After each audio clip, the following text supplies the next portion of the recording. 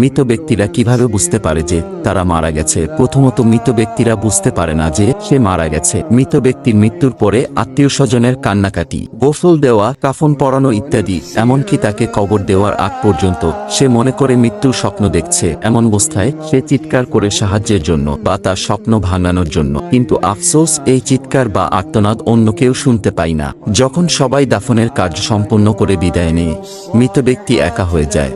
ঠিক তখনই মহান রাব্বুল আলামিন তার আত্মাকে তার দেহে ফিরিয়ে দেয়। প্রথমত, মৃত ব্যক্তি এটি ভেবে নেয় যে হয়তো তার খারাপ স্বপ্ন শেষ এবং সে ঘুম থেকে জেগে উঠেছে, তাই কৃতজ্ঞতা প্রকাশ করে। এরপর সে তার শরীর স্পর্শ করতে থাকে, যা কিনা সবেমাত্র দাফন করা হয়েছে। তখন সে অবাক হয়ে প্রশ্ন করে, আমার জামা কোথায়? তারপর তিনি বলেন, আমি কোথায়? এই স্থানটি কোথায়? এখানে কাদামাটি দুর্গন্ধ কেন?